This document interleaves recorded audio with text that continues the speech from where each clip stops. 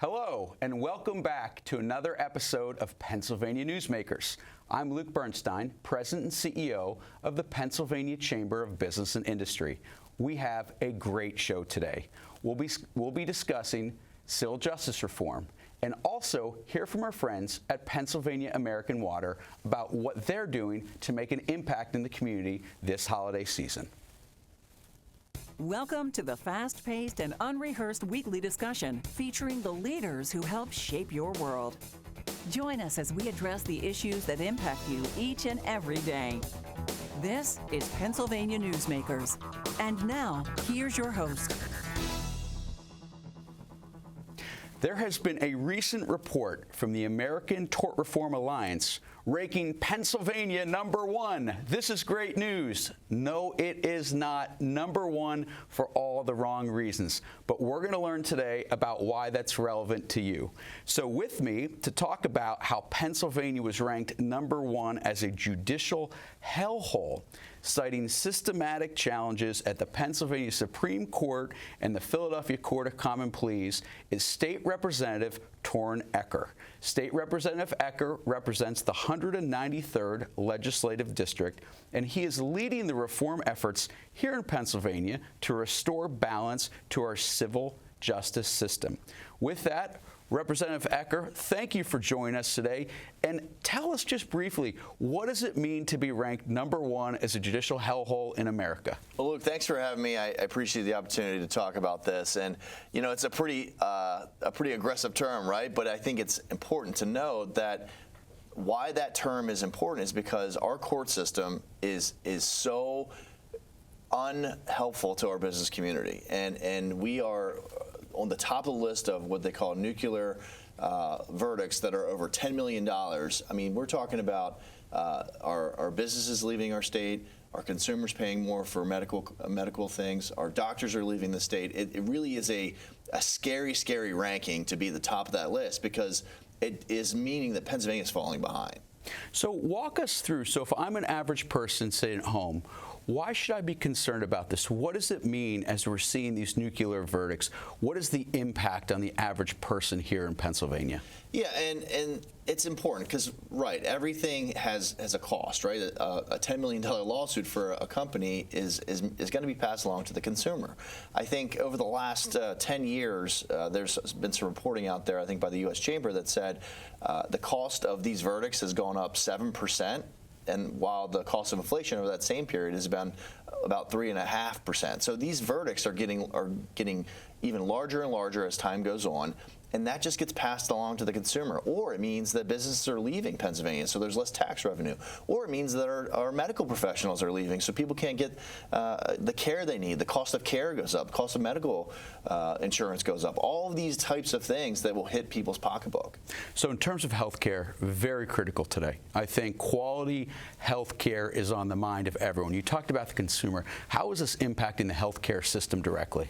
So in the early 90s, we had a crisis here in Pennsylvania where medical professionals, especially docs, were leaving the state because medical malpractice insurance was skyrocketing because of these outrageous lawsuits and frivolous lawsuits that were just massive over the nuclear verdicts that we're talking about, these $10 million lawsuits. So the state policymakers got together and came up with a way to correct that. And one of the main issues there was that when someone files a lawsuit, they basically were going to the city of Philadelphia and filing suit there. It's called venue shopping.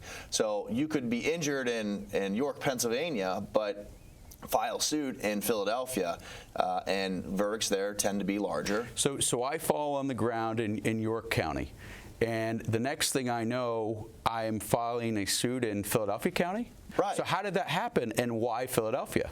So the way, without getting too in the legalese here, basically, because our health systems have gotten pretty large, all you have to have is a doctor's office in, say, York County that is connected to a Philadelphia hospital. That's enough to get you into court under the previous procedure for the court rules.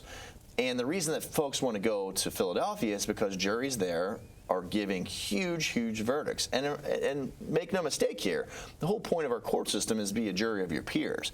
If you're getting injured in York County by a doc from York County, a health facility in York County, and it happened in York County, it should probably, the lawsuit should probably take place in York County, not Philadelphia.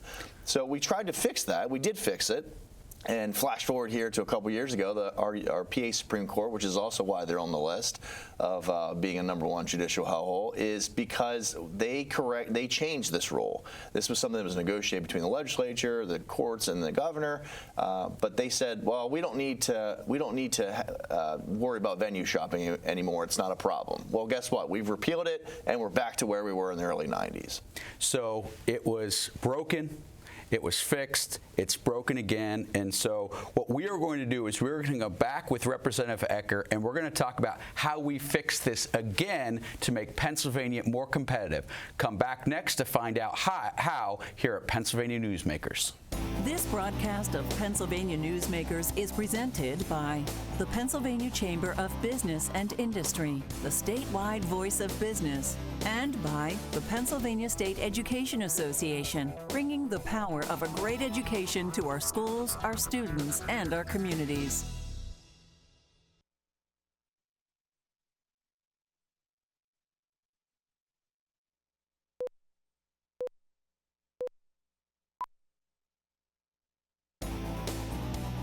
This broadcast of Pennsylvania Newsmakers is brought to you by the Pennsylvania Highway Information Association, the go-to source to learn about transportation projects and issues.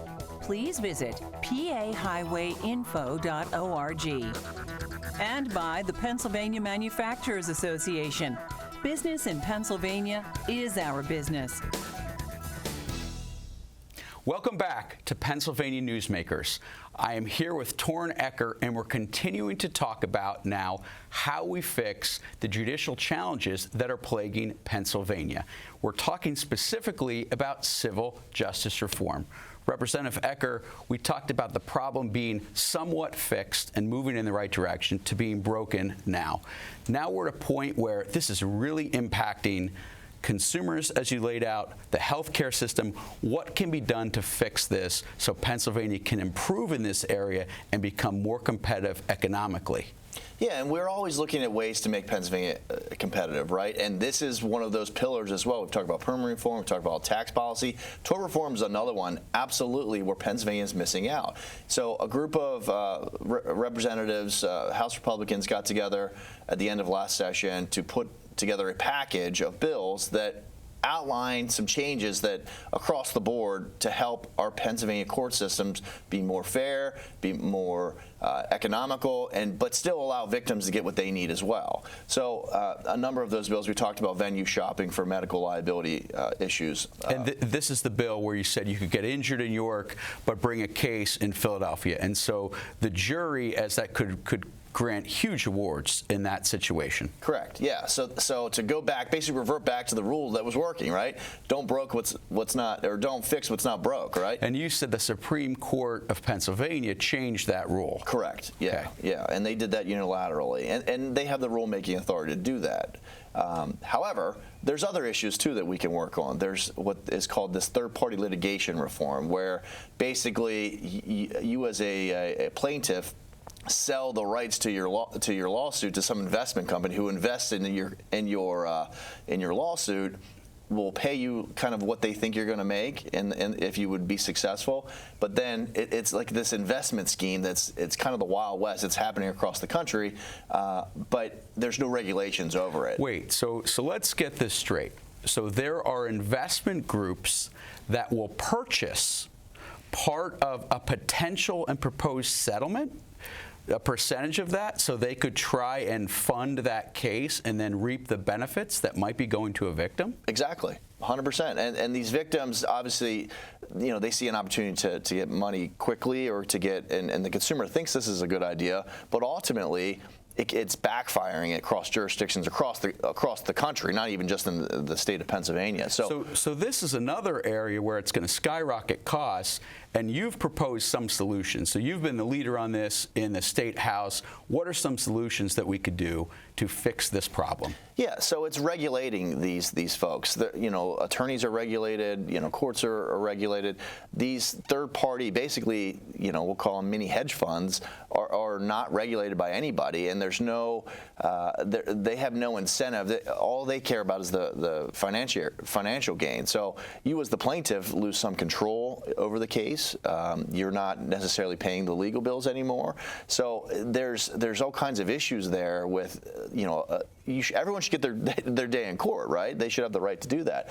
But when you have these third-party litigate funders, they kind of take control of the case because they're who's paying the bill. So there's all kinds of regulations and really just setting a baseline so that they're registered. We know who these folks are. Really just a baseline to get this issue under control. How can people learn more or support this effort that you're pushing forward? Yeah, I'd welcome you to go to my website. There's information about it, but there's... What is that? Yeah, sure. It's www.repecker.com. But also, I would encourage folks to look to the Pennsylvania Coalition of Civil Justice Reform. They've done a really good job of highlighting this issue along with some of the other tort reform issues we're working on. Well, thank you very much, Representative Ecker, because we had a great conversation about this. There is much more work to do to make Pennsylvania more competitive. This is a key area, as the representative stated, but do not go away, because come back. We're going to be talking about H2O, not the H2O water you're thinking about, a different type of H2O when we come back. Pennsylvania Newsmakers next. This broadcast of Pennsylvania Newsmakers is brought to you by Cross-State Credit Union Association. Credit unions, where people are worth more than money. To find a credit union that is right for you, go to ibelong.org. And by the Energy Association of Pennsylvania, Pennsylvania's energy information source.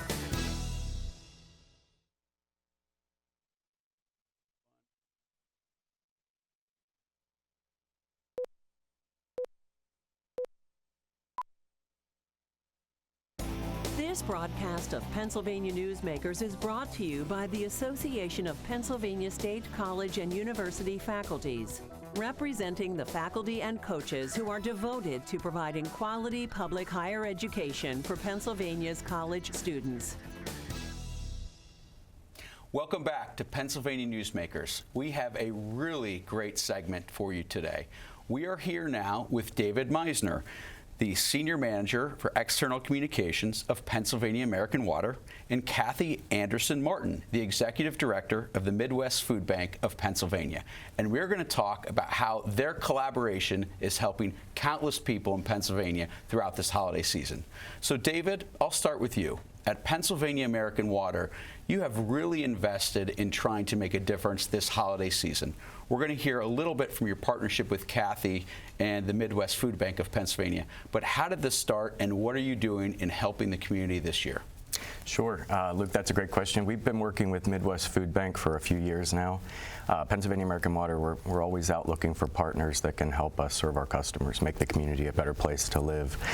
So this year, we were able to provide Midwest Food Bank with a $10,000 grant from the American Water Charitable Foundation's State Strategic Impact Grant Program. We announced 15 of those grants yesterday across the state, and they total $215,000. $215,000? That's right. Wow. So one of that 10,000 went to the Midwest Food Bank of Pennsylvania. So Kathy, what are you going to do with that $10,000 contribution? Well, we are so grateful with our partnership with Pennsylvania American Water, and that gift to us, we can turn every dollar into $30 worth of food for our nonprofit partners. So really that $10,000 will turn into $300,000 worth of food to our nonprofit partners who are serving people in need here in central Pennsylvania and really throughout the state, northeastern PA and so forth. How do you do that? How do you turn that 10,000 and 300,000, and what is that impact shown in playing out in our region? Well, Midwest Food Bank Pennsylvania is one of 10 Midwest divisions throughout the country. This is one of the newer locations here in PA, and the needs have been increasing. This year we're serving, our agencies, our 200 partners are serving, providing food for 332,000 people in need. That's a 60% increase from last year. So we operate on a volunteer model. We primarily rescue food, so we keep our costs very low so that we can have 99 cents go back into programs and services of every dollar we receive. Now, this was clearly a valuable partner for you. How did you find this partnership, and why was it important to Pennsylvania American Water? Sure. So like I mentioned, we've been working with Midwest for a couple years now. I think they've been in the area about 3 years. But we're always out looking for organizations that have something in common with us. So Pennsylvania American Water, we have a really robust customer assistance program for low-income households. And food banks are also looking to help those underserved low-income families. So we were able to come up with a partnership a few years ago where we work with the same base of people that the food bank is working with, and we distribute information to those pantries and customers to let them know about the H2O Help to Others customer assistance program. Now, Kathy, you talked about the increasing need this holiday season. If others want to help, what should they do in order to help serve and provide that need for those looking for support this holiday season? Certainly donations are always needed, and that's why we so appreciate this partnership with Pennsylvania American Water for giving so that we can provide that food. But you can donate at midwestfoodbank.org/Pennsylvania directly. You can also support any number of food pantries and organizations that are directly serving people in our area and throughout the state. Because again, those cash donations can be turned in and leveraged into so much more. Certainly food drives and other things are great, but those cash donations make a huge impact. So I'm reminded of what President Bush has said. You can send your blankets, you can send your supplies, but just send the cash. That's correct. Because, like I say, every dollar can turn into $30 worth of food by the way we operate, our connections, rescuing the food by the truckloads. And 40% of our American food supply goes to waste every year. So the ability to go get that food that would otherwise go to a landfill and then provide it to people in need, good food, means everything and makes a huge difference. Well, you heard it here today, how you can continue to help those, your neighbors, others in the communities through this holiday season who might not be as fortunate or who are struggling. We are actually going to come back with Pennsylvania American Water and talk a little bit more about an H2O initiative that we highlighted, and we're also going to talk about mistakes first-time and even long-time homeowners can make as the temperatures get a little colder. So come on back and we can save you some anguish that I've had in the past and others by getting tips from our friends at Pennsylvania American Water. This broadcast of Pennsylvania Newsmakers is brought to you by the Pennsylvania Medical Society. Inspired physicians committed to the good health of Pennsylvanians and the advancement of the practice of medicine.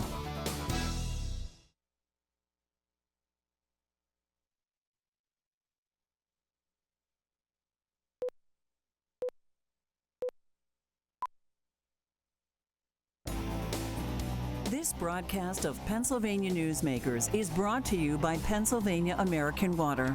We keep life flowing across the Keystone State. Welcome back, and we're here with David Misner of Pennsylvania American Water and with our friend Kathy of the Midwest Food Bank of Pennsylvania. One of the things that we're going to talk about with PA American Water is a really great initiative that they launched, H2O, not the water you're thinking about, but Help to Others. David, walk us through the Help to Others initiative. We talked a little bit about it with Kathy, but how did this come about, and how can consumers really save through this program, especially those that might have a need right now? Absolutely. So H2O Help to Others is our customer assistance program. It's an income-based program for water and or wastewater customers. It's been around for about 35 years. You can find more information by going to our website, pennsylvaniaamwater.com/H2O. But we offer income-based grants on a yearly basis to customers. That's for folks up to 250% of the federal poverty income guidelines, and also monthly bill discounts for folks up to 200% of those guidelines. So this is really allowing those that might have challenges, whether it's during a difficult season or difficult time in their life, to continue on with the service. I think many people don't really understand the value of water until they don't have water, so this continues it going. We appreciate Pennsylvania American Water because, as David mentioned, they have the assistance programs, and they're a great partner because they can come out to Midwest Food Bank and share their assistance programs with our agency partners, so they can talk to 20 or 30 food pantries and other organizations, because if you need food, you tend to have other needs. So they can share the information about their programs, and that helps people across all different segments. So we appreciate their partnership in being able to do that and help us share more information than just providing food. So speaking of help, David, you need to help some fellow homeowners this holiday season. We are preparing for freezing temperatures. We are in Pennsylvania, all over Pennsylvania. We are going to have freezing temperatures. How can homeowners protect themselves during these difficult winter times in terms of temperature freeze? That's right. It's cold out and it's going to get colder. So now's the time that we want to start prepping our houses for the winter. First of all, you want to know where your water shutoff is. A lot of times that's in your basement, might be in a crawl space. So you want to know where that's at, mark it, put a little signal on there so if anybody needs it in an emergency, they can find it. Go ahead and test it. Once you've located it, turn it on. Go to your tap, see if your water comes out. If it doesn't, you're good. Turn it back on when you're ready. You also want to make sure your sprinklers, irrigation systems, hoses, that they're all disconnected, drained, turned off for the winter. Look for... So one big one, the garden hose outside. That's right. Attached. We do not want it attached through the winter, right? I can firsthand attest that is not my first year in our new home. Water everywhere. That cannot be attached to the winter season, correct? Absolutely, and these are tips, they're simple things to do, but they can really save you a lot of money and a lot of stress. So definitely, keep them top of mind. Also, look for places in your house that you can eliminate if you know cold is going to be happening in those areas. Maybe it's a patio that's not insulated where you have water. Close gaps around doors. If you have a drafty window, seal that up. And also insulate your pipes. You can put real insulation around it, heat tape, even things like fabric or newspaper is better than nothing. So do all you can to make sure your pipes are not freezing this winter. So if I'm a homeowner and I'm seeing my water pipe, how could I go and take that step? I'm trying to be economical. I really want to make sure that I do everything possible. What would I do? So I go home.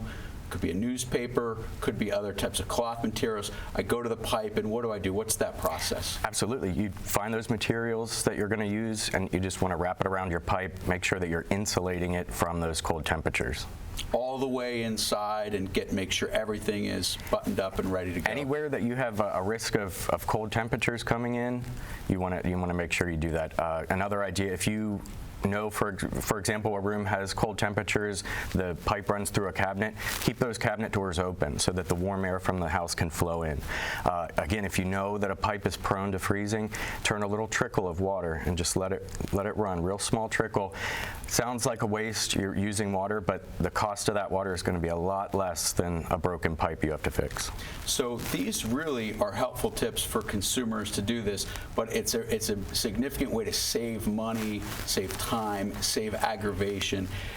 How common is this? How common do you see some of these areas where homeowners don't do these little things and it leads to big challenges? Sure, I think it's pretty common. You mentioned it happened to you. I know it's happened to me. And the plumbing inside your house is your responsibility. So you want to make sure that those breaks don't happen and you can avoid some plumber bills. So we got to insulate our pipes. We've got to detach from the outside. We have to do the other things to make sure the vent heated in the right proper areas. But mainly want to thank you and Pennsylvania American Water for those tips and for all that you've done for the Midwest Food Bank of Pennsylvania. So with that, we want to thank everyone here at Pennsylvania Newsmakers. Have a wonderful weekend, and we'll see you next week.